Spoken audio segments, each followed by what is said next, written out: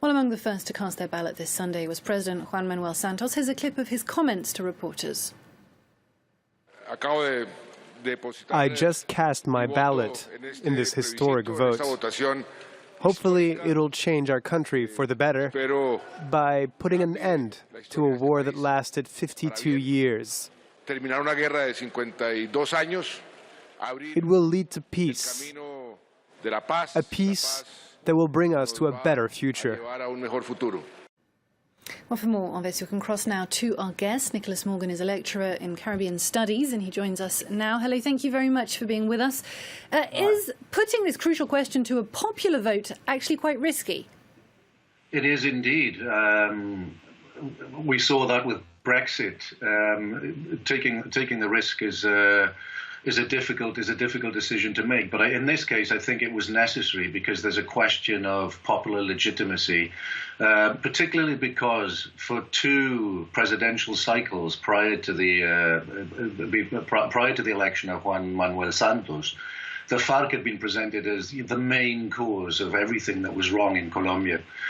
Álvaro Uribe, who was the previous president and is the leading figure, I guess, in the No campaign, went out of his way to say that, in fact, what we're experiencing isn't really a conflict at all. It's just criminality and terrorism, etc. So there was very much a kind of you're with us or against us feel about, well, what I think of as the conflict, and I think most Colombians think about as the conflict. So to begin talking to people who've been presented for rather a long time as beyond the pale, as people who should not be spoken to, is quite a big step. And how might that translate when the FARC now want to gain some political legitimacy as a party? Well, we've been here before, in a sense. I mean, there's been a political party which essentially represented the position that the FARC represented. And we know how that ended. That ended very badly with what was, in effect, the genocide of a political party. And one of the deals, I think, which has been struck in this accord, or one of the promises made by the state, well, the thing that remains to be seen is whether the state can live up to its promise, is that we won't get a repetition of that. I mean, my feeling is that the FARC will be relatively insignificant as a political force. I don't think they have the kind of popular support that will allow them to make any real inroads into the political scene. But one of the main issues is, what will happen with those people who represent those ideas? Will they be persecuted by the far right, as we've seen in the past? And you mentioned that the previous administration demonised the FARC, and certainly the political campaign mirrored that as it opposed the Yes camp's platform of hope to the No camp's narrative of fear. Is that polarisation also reflected in society? It's very much reflected in society. I mean, one of the things that people haven't mentioned much in talking about this whole business is that Colombia is one of the most unequal countries on the planet.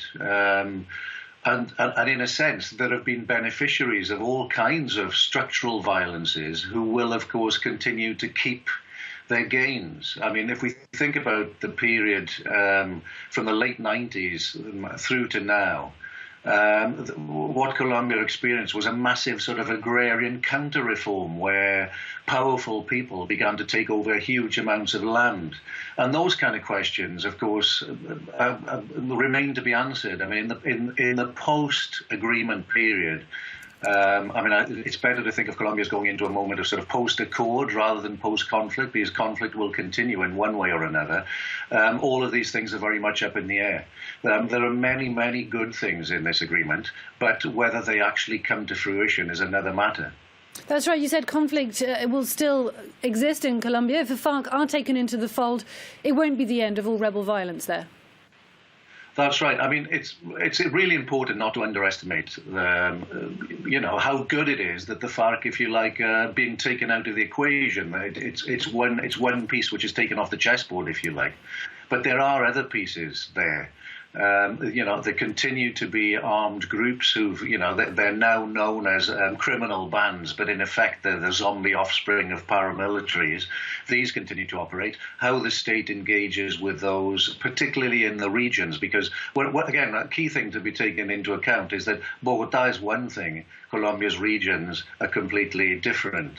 So, there is so much that remains to be seen. There are many things that are up in the air, if you like. Can the state really come good on its promises. I mean, it would be great if it could, but there are structural problems here. There's a kind of development module, if you like, which in essence threatens some of the accords themselves, which promise a real agrarian reform, promise land for peasants, etc. Now, how that relates to the kind of large-scale agribusiness, friendly to multinationals, neoliberal agenda of the Colombian state, I mean, I think that's going to be a real problem. Nicholas Morgan, thank you very much for having spoken to us. You're welcome. Thank you.